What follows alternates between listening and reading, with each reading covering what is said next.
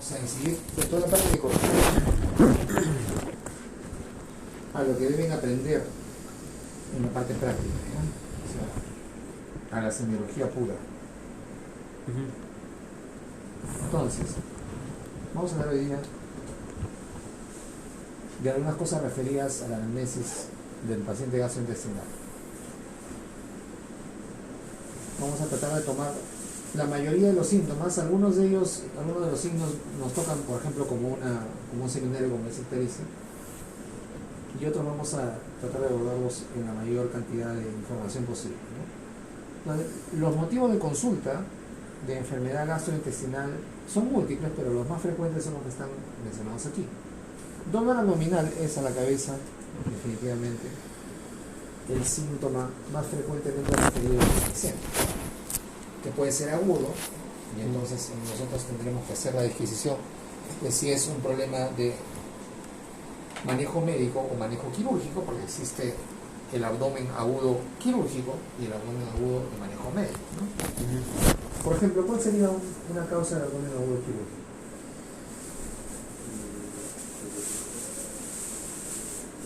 Que para resolverse necesitamos la cirugía. Una apendicitis.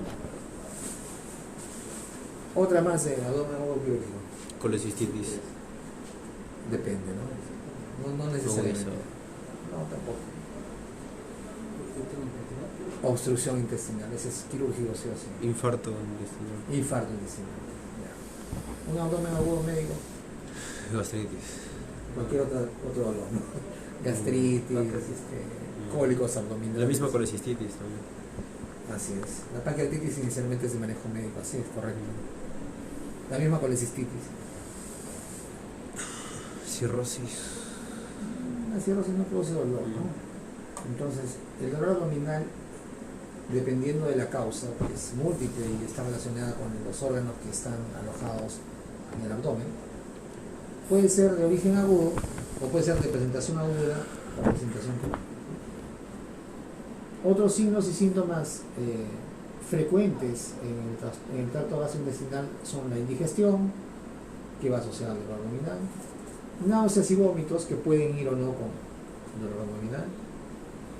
Cuando hay vómitos de sangre, eso se llama hematemesis, ¿no? Que hay que diferenciar de qué? De la hemoptisis. De hemoptisis, ¿no? Hemoptisis es de las vías respiratorias bajas, disputa con sangre, expectoración con sangre. claro, entonces, todos con sangre, ¿no? Todos con expectoración sanguinolenta o con sangre. Esto es vómito de sangre, hematemesis, ¿no? La pérdida de apetito, la anorexia, en general, es un síntoma más general, pero puede estar asociado a un trastorno gastrointestinal. La saciedad temprana sí es un síntoma gastrointestinal más o menos relevante, ¿no? O sea, Comer un poquito. comen muy poquito y se llenan, ¿no? Y eso podría estar asociado con Gastritis.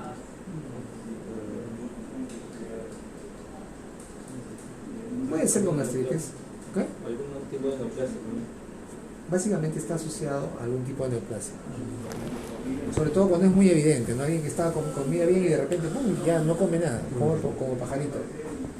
Algo que ocupa espacio en el estómago o en general en el tracto gastrointestinal, pero primariamente en el estómago, o algo que produce estrechez en el esófago final, ¿no? Y hablando del esófago, sus síntomas más frecuentes son dificultad para la deglución, que se llama disfagia, ¿no? O sea, no puede pasarla. El paciente dice claramente, no puedo pasar la comida. Cuando es una disfagia progresiva, o sea, empieza con sólidos y termina con líquidos, usualmente es algo orgánico que está obstruyendo, ¿no? Sí. Es un síntoma ominoso de cáncer de esófago, ¿no? Digamos que es lo más... Acuérdense que cuando hablamos de diagnósticos, etiológicos, yo les dije siempre, ¿no? En la primera clase de estudios, nosotros siempre debemos pensar en lo más frecuente y en lo más grave, como primeras posibilidades diagnósticas para excluirlas rápido, si fuera el caso. Uno, porque lo más frecuente siempre va a ser frecuente de que sea la causa.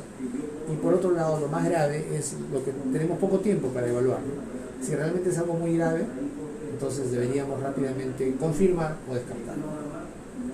Entonces, cuando hablamos de disfagia, lo más grave que puede ocurrir en en ese escenario clínico es que hay un cáncer de esófago. El cáncer de esófago lamentablemente tiene una progresión muy rápida y entonces, lamentablemente, la mayoría de los casos son detectados cuando ya no hay mucho que hacer, cuando ya hay metástasis.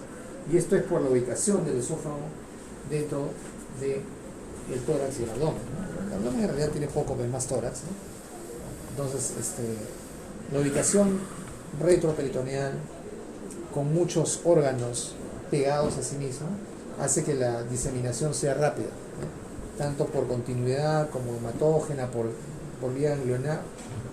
Lamentablemente, cuando encontramos cáncer de esófago, a veces solamente damos tratamiento paliativo, ¿no? El dolor a deglutir es un síntoma asociado que puede haber o no, que se llama audinofagia.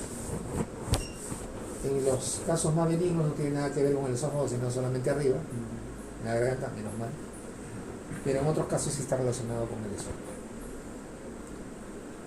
Otros síntomas referidos por los pacientes que vienen a la consulta y que tienen que ver con el aparato gastrointestinal son los cambios en la función intestinal. O sea, me estoy refiriendo a cambios en función intestinal, diarrea. diarrea o estreñimiento, ¿no? Hay pacientes que tienen diarrea crónica. Sí. ¿Qué enfermedades producen diarrea crónica, por ejemplo? Diarrea crónica puede ser una infección en el tracto gastrointestinal. Infección crónica, ¿cómo que? ¿Qué infección crónica?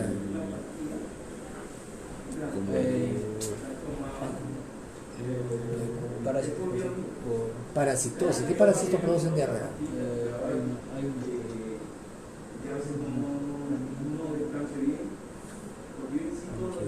Más que parásitos grandes, son otros más chiquitos. sí, ¿no? chiquito, sí, hay uno que tiene diarrea, creo que Yardia. ¿Han ido a sacarle el test de Graham a los chiquitos en las postas? ¿No han hecho eso? ¿Qué hacen ustedes? Ah, bueno, estos están en pandemia, ¿no? No, pero igual no se iba en parasitología. Igual no se iba. No, ¿No? solo el microscopio. ¿No le sacan el test de Graham? ¿No se mezclan con la población? No. Recién este ciclo. Recién este sí.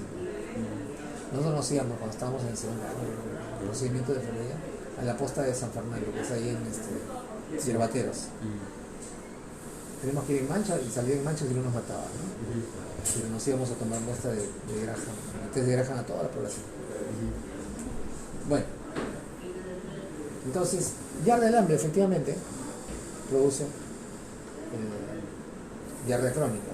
Algunos tipos de amebiasis también, o sea, sí hay algunos parásitos microorganismos, ¿no?, que producen diarrea crónica. ¿Qué otra cosa más produce diarrea? ¿Qué otra patología gastrointestinal más que no sea infecciosa puede producir diarrea crónica? Síndrome de colon irritable. ¿De qué? Síndrome de colon irritable. Intestino irritable se llama. Ya, ok. ¿Sí? ¿Qué más? Desequilibrio electrolítico. ¿Cuál produce diarrea? ¿Cuál produce diarrea? Desequilibrio electrolítico, hay más ¿Cuál desequilibrio? agua que soluta. ¿Cómo? Hay más agua que soluta. Ya, pero, o sea, no entiendo. Dime una entidad que tenga desequilibrio electrolítico y que produzca diarrea.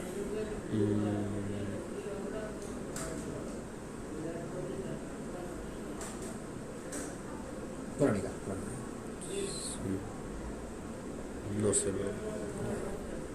¿Algo más? Metabólico o intolerancia a la lactosa. Ajá, muy bien, muy bien. La intolerancia a la lactosa, si el paciente sigue consumiendo, va a tener diarrea crónica. Muy bien. ¿Qué más? Algunos fármacos que también, por ejemplo, los pacientes polifarmacia también pueden hacer. ¿Qué fármacos pueden producir diarrea crónica?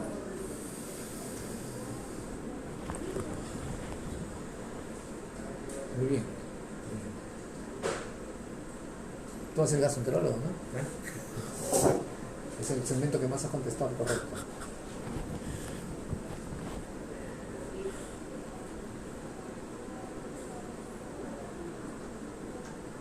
Un medicamento que se usa con frecuencia, porque el número de pacientes es muy grande, es la metformina.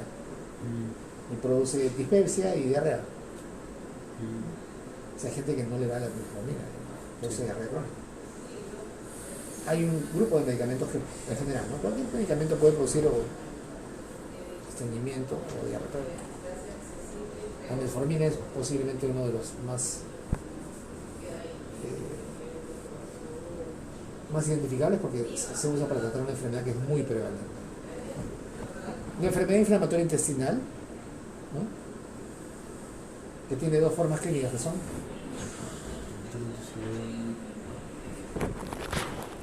que acá no le hacíamos mucho caso antes. No, esa es otra cosa. La enfermedad celíaca también produce diarrea crónica. La intolerancia al gluten. Es como la intolerancia a la lactosa, ¿no? Es al gluten. ¿Cuáles son las dos formas clínicas de la enfermedad inflamatoria intestinal?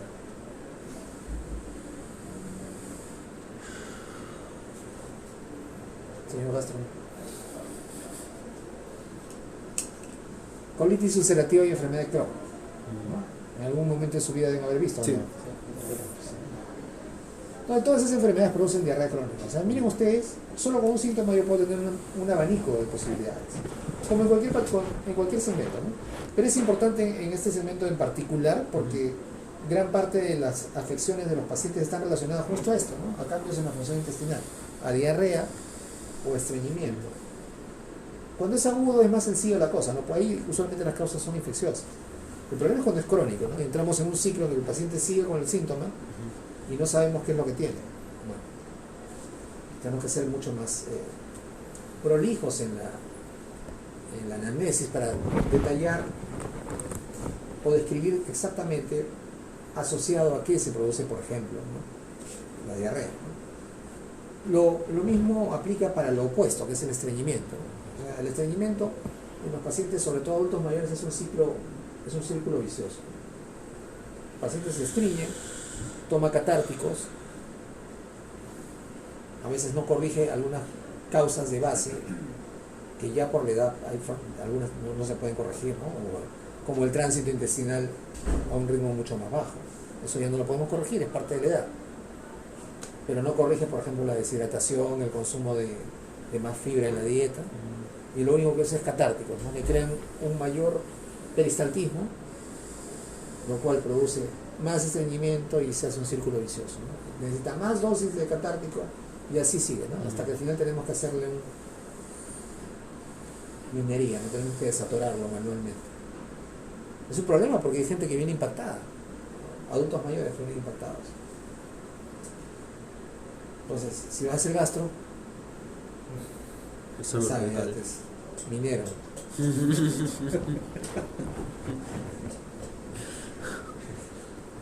Los trastornos de la función intestinal son muy frecuentes y sobre todo en adultos mayores, ¿no? Y son un problema serio, ¿no? Otro síntoma, es un signo en realidad, es la ictericia, del cual vamos a hablar en un seminario, no vamos a hacer mayor disquisición, ¿no? Pero es más o menos evidente, pues, ¿no? Uno ve la ictericia rápidamente, ¿no? Probablemente lo más difícil de manejar desde el punto de vista clínico, y a veces, porque lamentablemente nos centramos en hacer exámenes nada más, son estos síntomas que están acá. El dolor, los trastornos gastrointestinales difusos que producen síntomas difusos, como indigestión, náuseas, vómitos, ¿no? Anorexia, saciedad, cambios en la función intestinal como diarrea, estreñimiento, sobre todo los crónicos, son más difíciles de discernir porque nos hemos acostumbrado, repito, a depender de los exámenes de laboratorio. En algunos casos, sobre todo en el aparato gastrointestinal, muchos síntomas son o están asociados a problemas que no tienen una traducción física. O sea, un paciente, por ejemplo, con ataque de pánico le puede dar diarrea.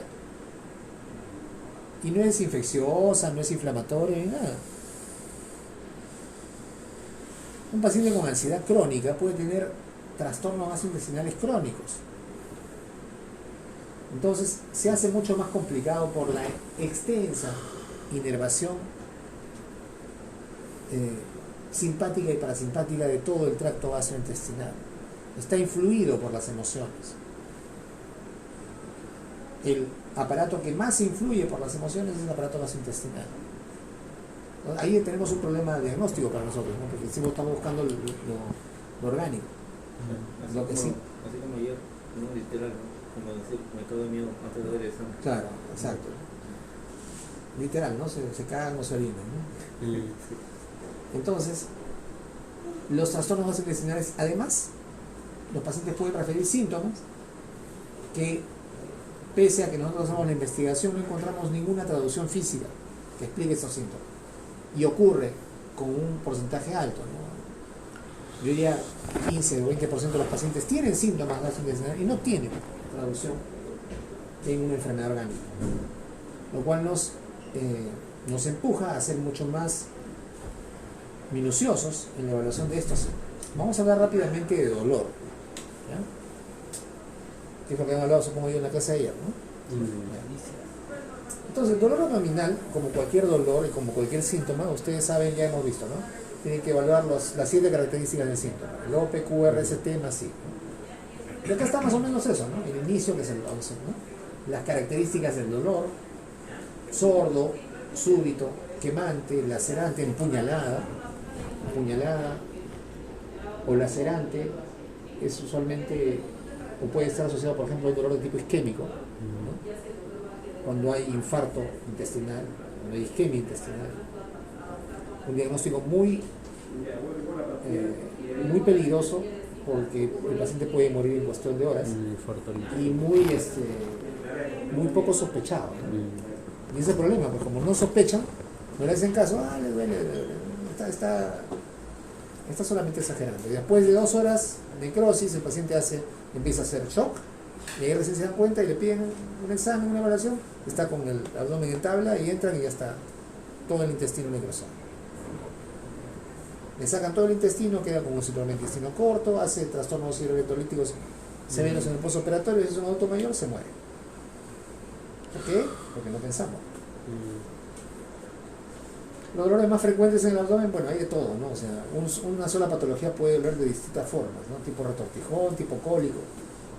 La localización es importante porque en el abdomen, sobre todo, a veces las patologías tienen una zona de dolor inicial y luego va cambiando de localización durante el tiempo. El ejemplo más característico es la apendicitis, ¿no? Así es, empieza en el epigastrio y conforme va avanzando y se va focalizando la infección, ya se muda el dolor hacia la zona directamente relacionada, ¿no? Que es la fosa ilíaca derecha. Hay que ver también la irradiación a otras zonas, si el dolor es superficial o profundo. Los síntomas asociados, es muy importante ver si hay diarrea, vómitos, estreñimiento. Si hay gas, o sea, si hay expulsión de gas, yo ya descarto la obstrucción, descarto la apendicitis, ¿no? Si el paciente está con deposiciones, yo ya casi descarto eso, ¿no? Pero si no hay gas, si no elimina flatos, si está balonado, ya la cosa cambia, ¿no? Ahí puede estar ante un abdomen agudo quirúrgico, ante una obstrucción, ante una apendicitis, un divertículo o una ruptura de víscera hueca, algunas de esas cosas, ¿no? También, si además del dolor hay cambio del perímetro abdominal, eso definitivamente va a cambiar nuestro enfoque. Si está relacionado con el ciclo menstrual en las mujeres, ¿no? Menstruación anómala, micción, defecación en las mujeres, es todo un caso, porque tenemos que ver las causas de dolor abdominal. No solamente son del tracto gastrointestinal, sino además son claro, son pélvicas, ¿no? O sea, son ginecológicas, ginecobstétricas. Si no está gestando, si la ginecológica está gestando, puede ser ginecobstétrica, porque va creciendo el abdomen, ¿no? También hay que ver si el dolor, cuando evaluamos el dolor, cómo están las heces, ¿no? Primero si hay heces, ¿no? Sí. Si hay tránsito intestinal. Luego cómo están las heces, color, consistencia, olor, frecuencia. Las características de la orina también nos ayudan. Y finalmente, si ha habido fármacos que pueden estar relacionados o no con algún daño del tracto gastrointestinal. Básicamente, AINES, gastritis, ¿no? Esteroides, corticoides, dosis elevadas de ácidos acetilsalicílicos, que todos ellos están relacionados con gastritis. ¿Y qué más? No sé. ¿Ah? Diarrea. No. ¿Qué más pueden producir los AINES aparte de gastritis? Gastritis, úlcera. Ya, pero ¿qué más? Agudo y grave.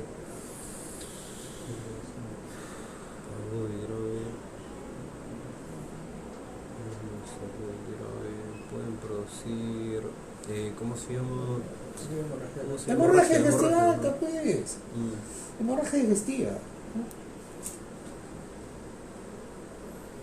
Cuando es por antiinflamatorios o por drogas que pueden producir sangrado, usualmente lo que tenemos la lesión, cuando viene el gastro con su endoscopio, ve una lesión aguda de la mucosa gástrica, sangra en napa, no se encapa, no hay una lesión, ¿no?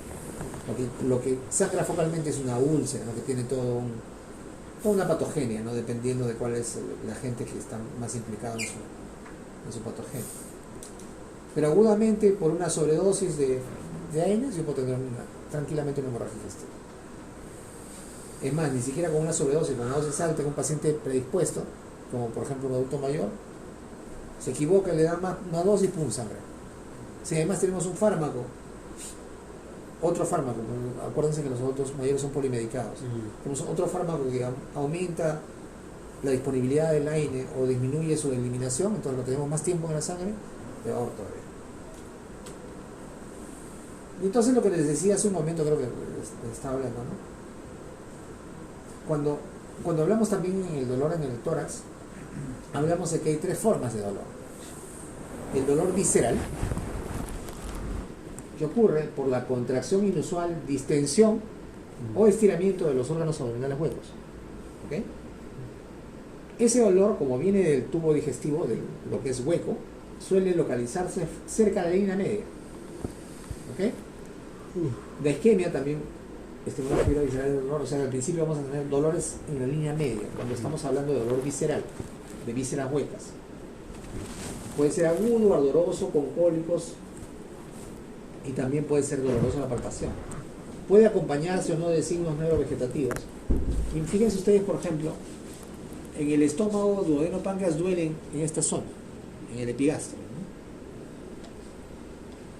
El dolor referido a la vesícula o al árbol biliar, al hígado, duele también en el epigastrio, pero tirado hacia la derecha. El dolor periumbilical está originado solamente en el intestino delgado, en el apéndice, por eso que duele primero acá, o en la parte proximal del colon. Y el dolor bajo en el hipogastrio, suprapúbico, sacro, puede estar originado en el recto, también en el colon, la vejiga o el útero. Entonces, cuando el dolor es visceral, regularmente tiene este patrón de distribución. Duele por la contracción inusual, distensión, estiramiento de los órganos abdominales huecos. La vesícula también es hueca, por eso duele por acá. ¿Okay? Sí. Hasta que ya se, digamos, si ya se focaliza la infección, si tenemos una vesícula ya bastante inflamada, entonces ya se localiza un poco más hacia la derecha. Lo mismo ocurre acá, ¿no? El dolor inicial del apéndice, por eso es que es periumbilical, porque está doliendo primero la distensión del apéndice. Luego, cuando ya se focaliza la infección, ya tenemos un apéndice inflamado, el dolor que sentimos es el dolor ya por el peritoneo. Y pasamos al segundo tipo de dolor, el dolor parietal. El dolor parietal duele por la inflamación del peritoneo parietal. ¿No? Acuérdense que en el tórax que dolía, Ay, dolía la parte parietal de la pleura parietal. parietal, ¿no? En el abdomen duele El peritoneo parietal. Tal cual. El visceral no duele, ¿no? Entonces, la inflamación del peritoneo parietal, que se llama peritonitis, duele. Por eso es que cuando el apéndice ya se distiende y empieza a aumentar, ahí duele en la zona, porque no está doliendo el apéndice en sí, sino está doliendo la pared, el peritoneo parietal. ¿Okay? Es un dolor sordo y constante. Usualmente es más intenso que el dolor visceral. Sí, ya cuando se focaliza, el dolor es más intenso. Y se localiza con más precisión sobre la estructura afectada. El ejemplo típico es el apéndice. Se agrava con los movimientos solatosos. El paciente está quieto, no se mueve. Por ejemplo, eso de la movilidad nos sirve para diferenciar los tipos de dolor abdominal. Un paciente que viene con dolor abdominal y está quieto en la camilla y no se mueve, usualmente ya está afectado el peritoneo. Algo está irritando el peritoneo. Un paciente que se mueve como un trompo y no encuentra una posición en la cual calma su dolor, está relacionado usualmente con problemas de espasmos.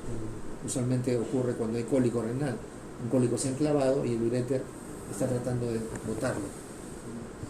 No puede calmar el dolor en ninguna posición. Van a ver, usualmente son mujeres, pero también hay hombres y lo van a ver que no calma en la camilla, ¿no? O sea, se mueve para todos lados. Un paciente con un dolor por peritonitis asociada de alguna inflamación de víscera no se mueve, se queda tranquilo. ¿Ok? Por eso dice aquí, solamente los pacientes tienden a estar quietos. Y la última fuente de dolor es el dolor referido. Fíjense en dónde le puede doler la colecistitis a uno. Aquí, ¿no? En la región del... ¿Qué músculo es este? Esternocleidomastoideo. No, esternocleido está acá. Trapecio. Trapecio. ¿Ya? Miren, en la región del trapecio. El dolor referido se localiza en un lugar más distante, por eso decíamos que es importante saber el tiempo de inicio del dolor. Porque si estamos al principio del dolor, vamos a tener el dolor localizado. Referido, o mejor dicho, relacionado usualmente al dolor de la víscera, si es una víscera hueca. Conforme va avanzando el tiempo, el dolor ya se va a localizar de repente por la irritación del peritoneo. Y va a ser un dolor parietal. Y ya cuando avanza el tiempo ya podemos tener hasta dolor referido, ¿no? Se localiza en un lugar más distante, que tiene una inervación que corresponde casi con el mismo nivel medular de la estructura afectada. Suele aparecer cuando el dolor se intensifica y se irradia o desplaza desde el foco inicial. Puede generarse con palpación superficial o profunda, pero en general es localizado. Miren que el dolor de una víscera abdominal puede referirse también desde, o mejor dicho, nosotros podemos encontrar dolor en el abdomen referido desde el tórax, la columna vertebral o la pelvis. Por ejemplo, un paciente con infarto inferior le va a doler en epigastrio. Un paciente con dolor pleurítico le va a doler en los flancos. Ya no es tórax, estamos en abdomen. A la inversa, un paciente con colecistitis le va a doler aquí arriba. Un paciente con dolor de colecistitis le puede doler, estos puntos interrumpidos significa que el dolor es en la espalda, acá atrás. Un dolor referido del paciente con colecistitis. O sea, le va a doler acá y le va a doler acá. La pancreatitis duele en banda. La pancreatitis duele en banda también. ¿Ok? Sí. Paciente con infarto esplénico, un dolor aquí, también cerca del flanco izquierdo. Y el paciente con apendicitis, que hemos visto aquí. El paciente con cólico renal le va a doler también aquí en el testículo. Todos estos son dolores referidos. Entonces yo debo saber identificar claramente si estoy ante un dolor parietal, visceral o referido. O si quieren en el otro, ¿no? Visceral, parietal y referido. Visceral de la víscera hueca, parietal del peritoneo, parietal, y referido distante por la inervación. Sí. Aquí para que ustedes se entretengan leyendo la tabla, ¿no? La zona del dolor mide subesternal, el esófago, hombro, diafragma, acceso sufrénico, epigastrio. Miren, el epigastrio puede doler un montón de cosas. El estómago, el duodeno, la vesícula, el hígado, las biliares, el páncreas. Aquí pues, ¿no? El dolor de pancreatitis. En el omóplato derecho, vías biliares. Atrás, lo que les dije. Medio dorsal, aorta, páncreas. Periumbilical, intestino delgado, obstrucción o apendicitis. En el hipogastrio, el colon. En el sacro, bueno, ya, atrás, no el recto. Eso respecto a dolor. ¿Okay? Respecto a otros datos de la historia clínica, en cuanto a la filiación, algunos datos nos pueden orientar a algún tipo de enfermedades. La edad es uno de ellos. Las enfermedades inflamatorias e infecciosas, los trastornos funcionales son más frecuentes en jóvenes y adultos. ¿Okay? Y claramente las neoplasias en adultos y adultos mayores. Sin embargo, hay algunas neoplasias que se presentan en pacientes relativamente jóvenes. Por ejemplo, el cáncer de estómago. No es frecuente, pero tenemos algunos tipos de cáncer de estómago y lamentablemente solamente son los más agresivos. Se presentan tempranamente en varones y en mujeres. Y son más agresivas en mujeres. Cuando se presentan tempranamente, creo que presentan de los 30 a los 40 años. Son muy agresivos. Hay varios casos de mujeres que han muerto por cáncer de estómago jóvenes. Y hombres también. Otro dato importante de la afiliación, el sexo. En varones predominan neoplasias del labio, de lengua y de estómago. En mujeres, la úlcera, las colecistopatías litiásicas y disquinéticas, hay más mujeres operadas en la vesícula. El cáncer de vesícula también es más frecuente en las mujeres. Las hepatopatías autoinmunes, todo lo autoinmune es más frecuente en la mujer. Sí. La mujer se ataca a sí misma. Ajá. Se ataca a sí misma y entre ellas. ¿no? Ajá. Hasta en eso es. Trastornos funcionales también son más frecuentes en las mujeres por lo mismo. ¿no? Es un problema el diagnóstico de dolor abdominal en la mujer. La enfermedad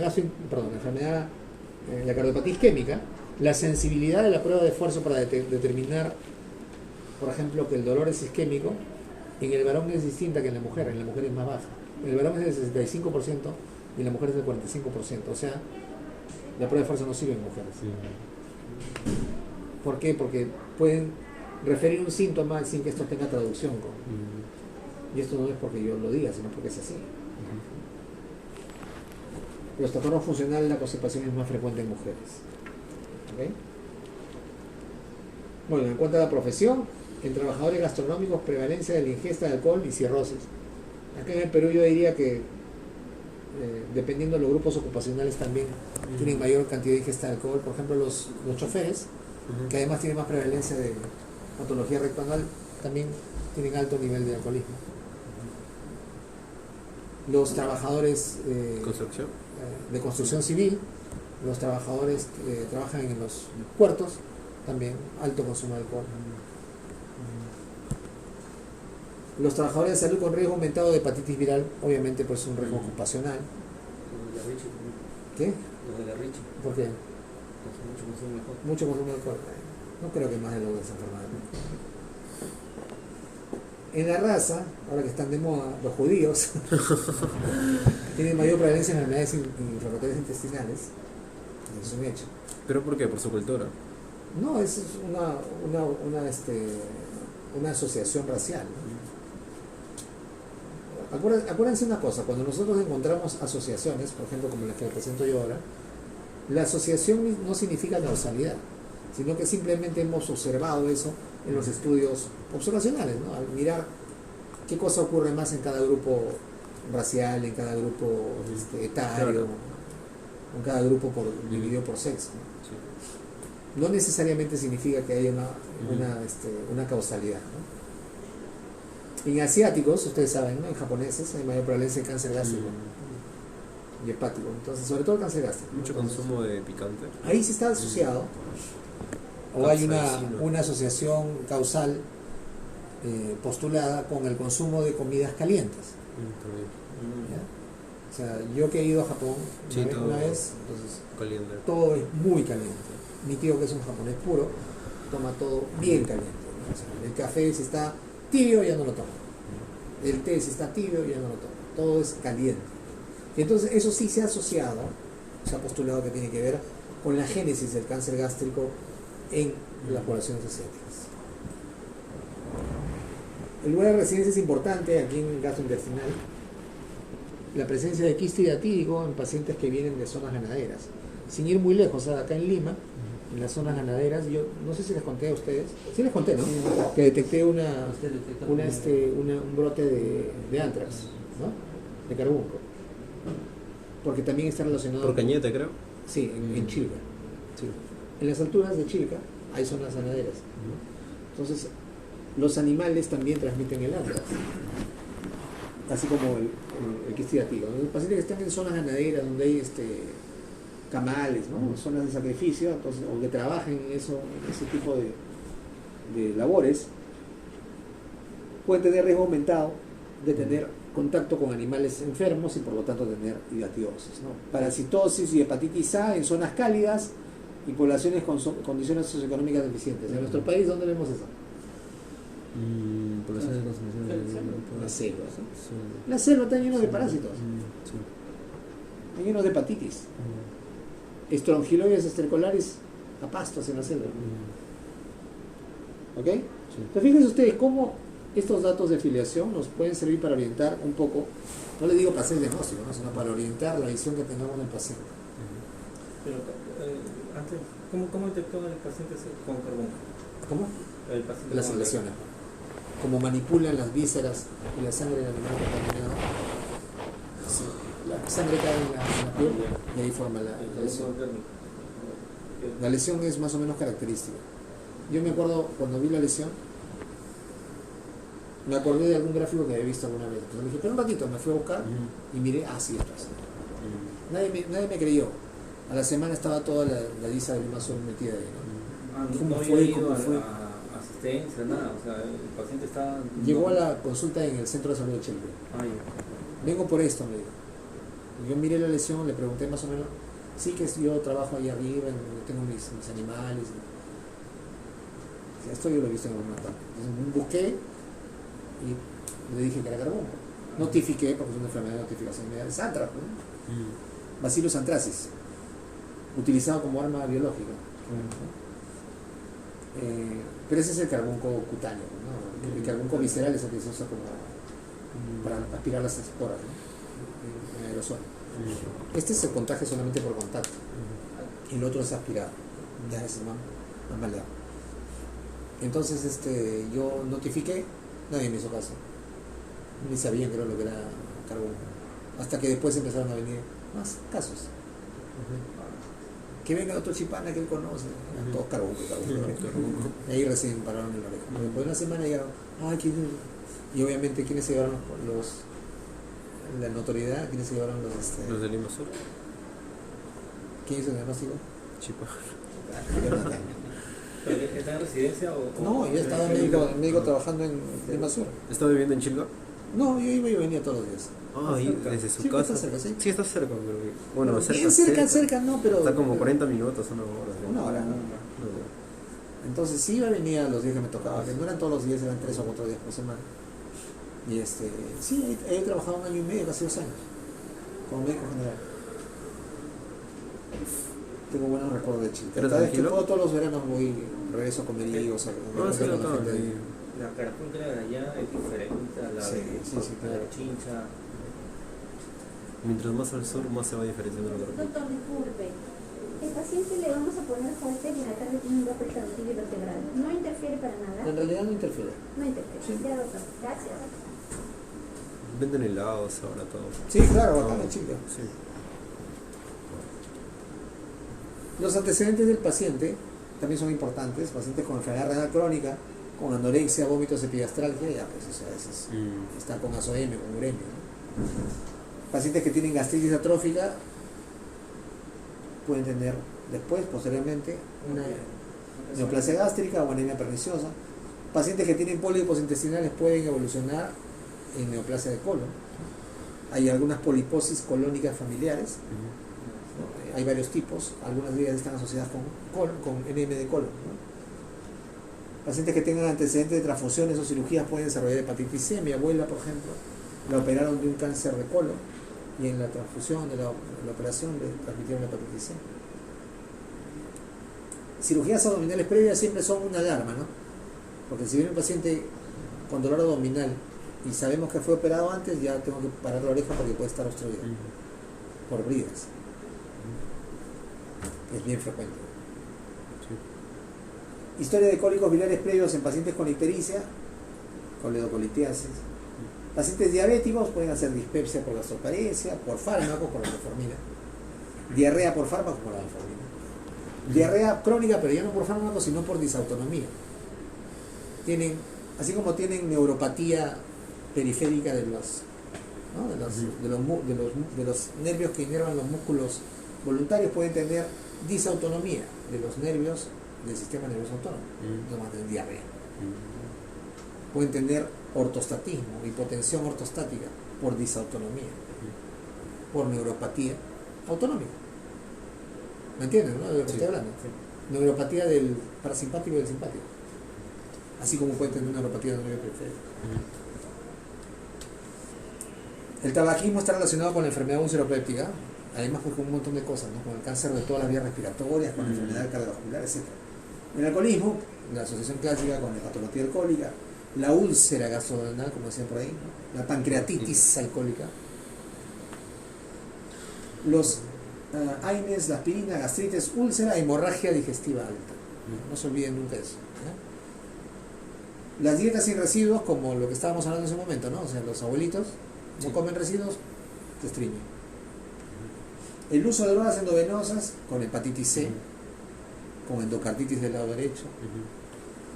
En los antecedentes familiares es importante preguntar por úlcera gastroduodenal, puede haber una predisposición, poliposis colónica, eso sí hay síndromes bien establecidos y bien identificados, cáncer digestivo, enfermedad celíaca, que también tiene una predisposición familiar, que es la intolerancia al gluten, ¿no? Litiasis vesicular, más que en la familia, si es mujer en edad reproductiva, si ha usado anticonceptivos o está embarazada, alto riesgo de tener colecistopatía. ¿Ok? Sí. Muy bien, vamos a finalizar esta parte inicial solamente con la parte de la topografía abdominal. Estos son los reparos anatómicos. En el abdomen tenemos varios. El primero es la apófisis sifoide del esternón, que marca probablemente el término del tórax, del abdomen, esta parte. Luego tenemos la línea media, que es en realidad la línea media del músculo. Intercostal. ¿De qué músculo es este? La línea alba. Del recto anterior. El que sale pues los cuadritos, ¿no? El ombligo, la espina ilíaca antero superior, ¿ok? Sí. Que cuando unimos, vamos a ver acá, ¿no? Cuando unimos una línea imaginaria que une las dos espinas ilíacas antero superiores, nos van a hacer una de las divisiones topográficas del abdomen, y otra línea que une los rebordes costales nos hace otra división topográfica. El ligamento de pupar o ligamento inguinal, el borde superior del hueso púbico, ¿ok? Sí. Con eso tenemos dos formas de hacer la topografía del abdomen. En cuadrantes, donde el punto medio es el ombligo, y de ahí tenemos una línea horizontal y una línea vertical. Cuadrante superior derecho, inferior derecho, superior izquierdo, inferior izquierdo. Pero probablemente la forma topográfica de dividir el abdomen más frecuentemente utilizada sea las 9 zonas. Una línea imaginaria horizontal que va de una cresta ilíaca antero superior a otra, y una línea imaginaria que va por el extremo más bajo del reborde costal, y dos líneas que se continúan con las líneas medias claviculares. ¿Sí? Sí. Dividen al abdomen en 9 zonas. En el medio, epigastrio, mesogastrio e hipogastrio. En el lado derecho y en el lado izquierdo también, hipocondrio la más alta,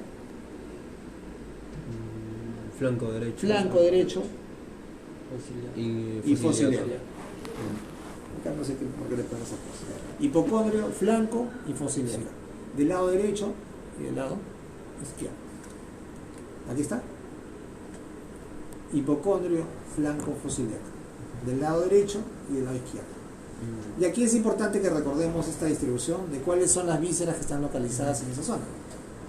En el epigastrio, el estómago, el lóbulo izquierdo del hígado, el hígado está acá, y tiene el lóbulo izquierdo acá, la aorta, pero bien al fondo, ¿no? Sí. El reto peritoneo, y la cabeza del páncreas. ¿No puede estar la porción terminal del esófago también, doctor? Sí, está más arriba, ¿no? Pegada al sifoide. Acuérdense que el diafragma está por arriba, ¿no? Y entonces el esófago termina justo en la escotadura del diafragma. Es más, en el lado izquierdo, lo que vemos nosotros de aire y percutimos, es la cúpula del estómago que se está yendo hacia el lado izquierdo. Pero el esófago como tal llega así, y la posición del estómago es hacia así, ¿no? El fondo del estómago es el que protruye así y nos permite escuchar timpanismo en el tórax como en el espacio de trago. Para el lado del medio tenemos la zona umbilical o el mesogastrio, donde está, en general están los intestinos, ¿no? El pípilo mayor, el mesenterio, el colon transverso, acá, el intestino delgado, la aorta, que sigue bajando, la aorta baja así. En el hipogastrio está la vejiga y el útero, básicamente. En el hipocondrio derecho, la mayor porción del hígado, la vesícula biliar, el ángulo hepático del colon, y en la parte posterior está el riñón. En los flancos están básicamente las porciones ascendentes y descendentes del colon, la otra porción del riñón, las y asas intestinos. En la fosa ilíaca derecha es importante porque está el ciego y el apéndice. Intestino delgado, llega aquí, válvula ileocecal, ciego, apéndice cecal. Empieza el intestino grueso. Colon, ¿no? Colon ascendente, colon transverso, colon descendente. Recto, sigmoides, anófeles, ¿no? Ilion terminal también aquí, ¿no? O sea, la parte terminal del intestino delgado. En el lado izquierdo, como les decía, vaso, ángulo esplénico del colon, cola del páncreas, el páncreas empieza así y se va por acá. Riñón izquierdo, el flanco también en la otra porción del riñón, colon descendente, algunas asas del intestino delgado, el intestino está todo en medio, ¿no? Finalmente en la fosa ilíaca izquierda, colon sigmoides y los anexos en los cojones. Acuérdense de la distribución, ¿eh? De que el intestino, miren que el estómago, ¿no? Esto parece de primaria, pero tiene que acordarse, porque después me estás diciendo que el apéndice está al lado izquierdo, que la válvula ileocecal está al lado izquierdo, no. Aquí está el estómago. La primera porción, que se llama duodeno, hace un marco para el páncreas. Sí. El páncreas está por acá atrás y se va hacia allá, cabeza y cuerpo y cola. Y el intestino hace todo sus múltiples dobleces hasta que llega al lado izquierdo o al lado derecho. No, llega al lado derecho. Al lado derecho. ¿Ya? Al lado derecho, duodeno, yeyuno, ilion, la porción terminal, ¿no? El ilion terminal llega al inicio del colon, a través de una válvula que es la válvula ileocecal. Ilio, cecal. Y aquí está el apéndice cecal. Acá está, no se ve, el apéndice cecal. Y empieza el colon. ¿Ok? Sí. Acá está el apéndice, así se ve, miren, acá está para atrás. ¿Sí? Entonces, ilio, colon, inicia el colon ascendente, porción ascendente, ángulo hepático o derecho del colon, colon transverso, Sí. ángulo esplénico o izquierdo del colon, baja nuevamente, llega hacia el hipogastrio en el recto sigmoides. ¿Está bien? El apéndice estaría en la inguinal derecha, ¿verdad? En la fosa ilíaca derecha. Claro. Claro, por eso, pues, ¿no? Acá está. Aquí está. Acá está este punteado de presencia del apéndice. Por la forma como se distribuyen las asas intestinales. Viene el estómago, hace acá hasta su cúpula, miren hasta dónde sube. Luego hace el marco del duodeno, que es el marco duodenal. Primera porción, segunda porción, tercera porción duodeno. Aquí está el páncreas metido en ese marco duodenal. Cabeza, cuerpo y cola hasta acá. Y luego empieza a hacer todas sus circunvoluciones del cerebro, ¿no? No sé cómo se llaman. ¿Cómo se llaman ¿Circunvolución? ¿Cerebro? No, ¿cómo se llaman los dobleces del intestino delgado? Bueno, lo veremos para mañana. Empieza a hacer todas sus vueltas hasta que termine en el lado izquierdo, en el hilo terminal, en la válvula ileocecal, inicia el colon, el apéndice está ahí justamente, colon ascendente, ángulo hepático o derecho, colon transverso, ángulo esplénico, colon descendente, recto sigmoides. Ese es el recorrido normal, así viene la comida hasta que sale como desecho. ¿Ok? Muy bien. ¿Alguna pregunta hasta acá? Esto es lo que han hecho en la clase de ayer, se supone. Es más, en la clase de hoy han hecho inspección, palpación, pero todos han hecho en la clase. De frente todo. ¿Pero qué han hecho? ¿Qué les han dicho? ¿Han No. pasado de diapositivas? ¿No? Sí, anamnesis nada más, el dolor, lo más importante, así como en cardio y ya. Ahora nosotros nos vamos a dedicar los siguientes días a ver el examen físico. Inspección, palpación, auscultación y percusión. ¿Ya? ¿Percusión? Normal, tenemos 3 semanas. Sí, claro. Y vamos a repasar las cosas más importantes de todos los síndromes. ¿Quién le toca el señor este fin de semana? Es ictericia, creo, ¿no? No, Hemorragia digestiva, ya. a mí me toca. A ti toca ictericia. Te vas a poner amarillo. De felicidad. Listo. ¿Alguna cosa más? Ya, muchachos. Eso sería todo. Eso es todo. Eso es todo. Eso es todo.